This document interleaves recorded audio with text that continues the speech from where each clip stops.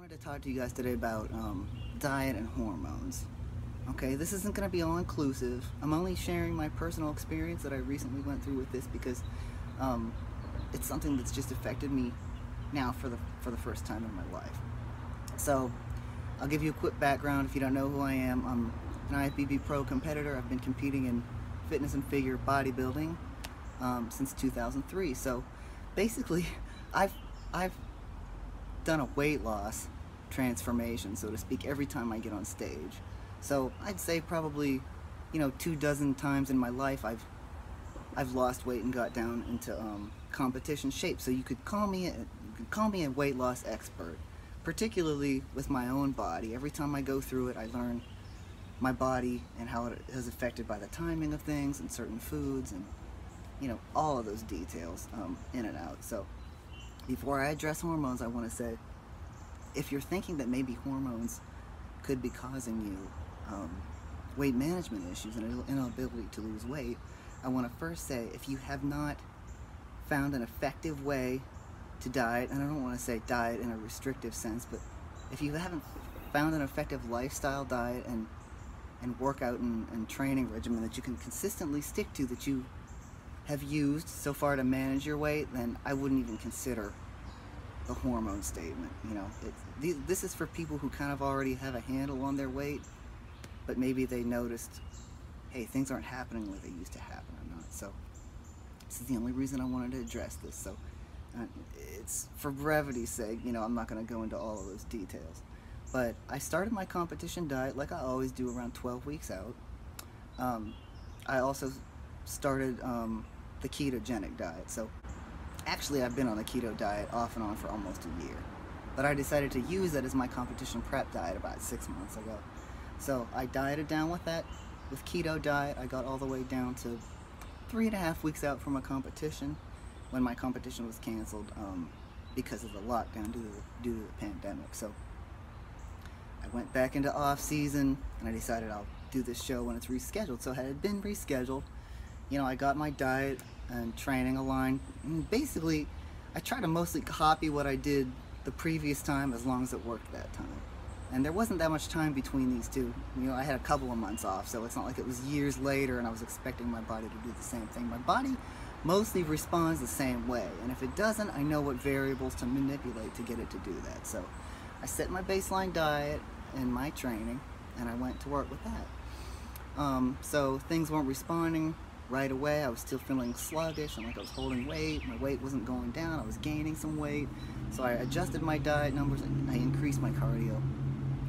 And I did that a little bit week by week, gradually. And my weight still wasn't going down.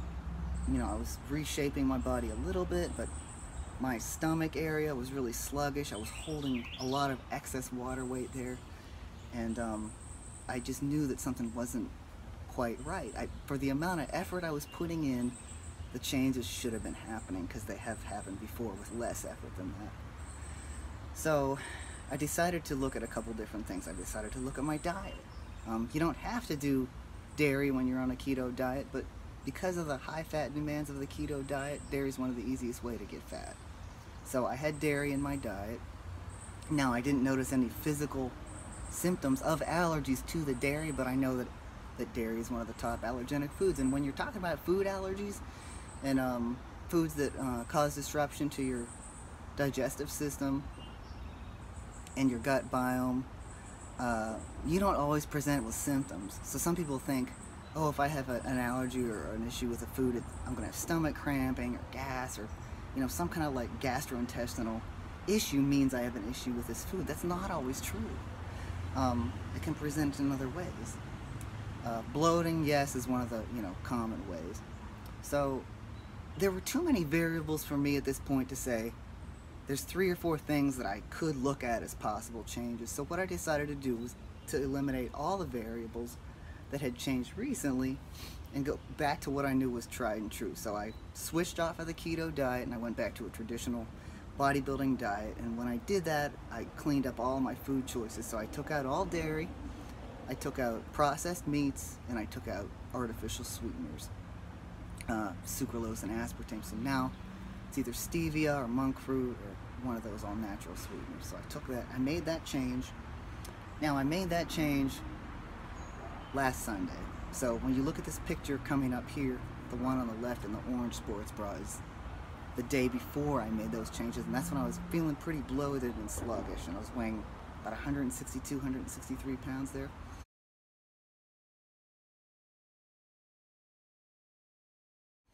All right, so the second thing that I was considering as a factor was hormone surges caused from birth control. So by and large, for the last 20 years, I hadn't been on any forms of birth control.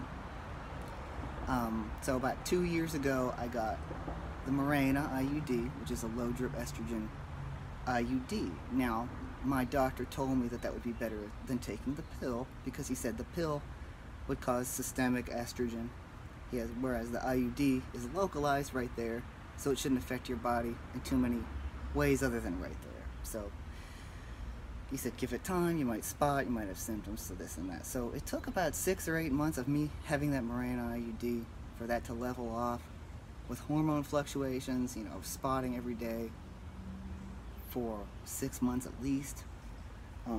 So I feel like it got to a point where it finally started to level out. But like I said, I didn't feel like, this was my last prep a couple of months ago, I didn't feel like I was quite as dry as I should have been. I felt like I was getting lean, but I felt like I wasn't getting that crisp, dry look that I need to be on stage. So that was happening again this time, and the only hormonal change I made was about 2 months ago. I decided to get that Mirena IUD removed and replace it with the copper IUD, because in my mind I was thinking the copper IUD is non-hormonal. That's what they always tout it as, you know, this very natural form of birth control because it's non-hormonal. So I switched to that. Now, in the last couple of weeks, I kept thinking to myself, all of the signs of my body not changing are indicative of having excess estrogen in my body. The separation between my muscles everywhere, not just, you know, in my stomach or hips where you would think that you would carry more weight as a female, but like I said, the lines and shoulder separation and arms and all those crisp lines were not showing up. It looked like I had just this film over me that was very soft. It looked like I was completely in my off season and I hadn't been doing any kind of, you know, my vascularity wasn't there.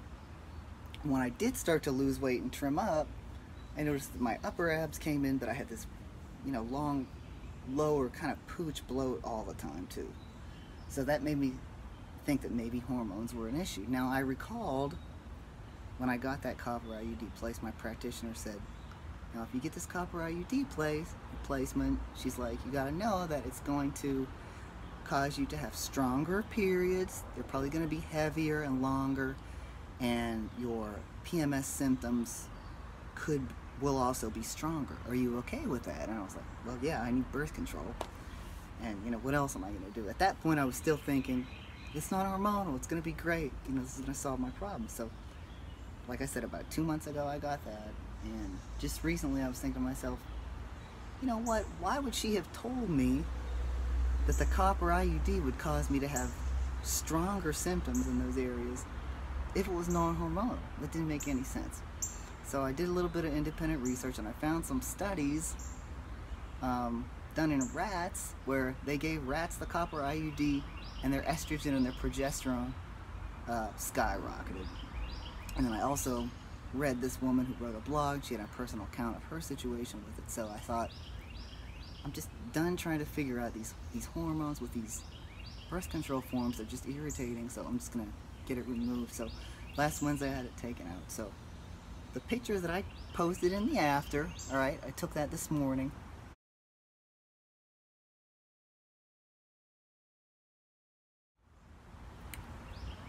Was 8 days between those pictures. The first one was Sunday and the other one was today. So I lost 5 pounds in 1 week. And if you know anything about dieting down for competition, that's not a normal weight loss. Sometimes you'll lose a lot of water weight when you first start eating healthy, but then it usually tapers off. So my body instantly started responding once I changed the diet, foods, and once I took that estrogen elevating device out of my body, basically. So I feel like I'm way less sluggish, just more clear-headed, I'm sleeping better. But aside from that, my body is responding to the training and the diet that it normally responds to. So everything's just flowing and falling into place, and I'm not fighting it so much anymore. So that's what I wanted to share, my experience with that. And if it can help any of you out there that are possibly dealing with the same thing. Now, I had people ask me about hormone situations, and I'm going to tell you what I told them, which is I would never just recommend a treatment to somebody without getting your hormones tested. You need to get them tested by a doctor, and you look at a complete plan. The other thing is, doctors are always going to more than likely give you some kind of medicine to treat. All right, they're very rarely going to give you a lifestyle change recommendation. So my general view on this is they go hand in hand. I'm not this all-natural, no doctors, no medicine person, nor am I a meds all the way and don't even bother to change any of your lifestyle. I believe they work synergistically and both are equally as important. So that's why at the beginning of the video I said, if you don't have a diet and a exercise plan in place that you know works to manage your weight, if you haven't been able to stick to that yet, then you can't just say my hormones are keeping me from losing weight. Okay, there's so many variables. You could be eating slightly too many calories than what you're burning every day. If you're not tracking it, you're not going to know. If you're not consistent with it, you're not going to be sticking with it long enough for your body to respond in any kind of way. So what most people do wrong when they're talking about weight loss is they try too hard at first, they can't stick to it, they fall off in 1 to 2 weeks, and then they try to blame their failure on something else. It's just not that way. You know, I suggest getting with a trainer, either in person or online, that can help you be accountable with your nutrition, counting your food in an app, in a food tracking app, and getting in intense, regular workouts that are, you know, of your current fitness level, and to push you consistently with that. Now, once that's in place, then you can start addressing these other things. And I will also say that most of my clients who have asked me from time to time for advice on nutrition don't want to follow through with the advice I give. So, you know, I've had people that I said, you know, if you have an autoimmune disease, you probably shouldn't be eating dairy. You know, at the very least, you take it out and see if there's any benefit to you not having it in there anymore. All right, so the food elimination diet is one way to do it. Or if you want to do how I did with my son, when I changed his diet because of his autism and severe digestive issues, the elimination diet can sometimes take too long and not be easily trackable. So you eliminate all offensive foods at the very beginning, and then as digestion starts to improve, you slowly reintroduce the most easily digestible foods, forms of these foods. So I use the GAPS diet for him, and I follow that stage diet. Alright, that's an easier way to do it, because once I have all allergens out of my system, then say I add eggs back in, I can usually tell if I have some kind of a response to eggs, because that's the only thing I'm adding in. If I don't have a response to eggs, keep eggs in. I'll try it with something else. Alright, so if you're having food allergy issues or intolerances and you want to track it, that's how I recommend doing it. But first and foremost, if you're just trying to lose weight, you have to get on a consistent nutrition and training plan, and you have to track your food. Maybe not forever, but at least until you get a handle on it. You have to set that baseline and find out how much are you burning, and to be slightly below that consistently enough to get that change going. So I'm grateful that I figured this out with my hormones, you know, but if I hadn't known my body well enough, I don't know if I would have been able to get to that point with it. But I just wanted to share this story with you because I had so many people ask me about it, and I didn't really want to put all those details in a public post, but you know, I feel like it's going to help somebody more than it isn't, then I'd rather put that out there. So be happy to field any questions you guys have on it that I haven't already answered.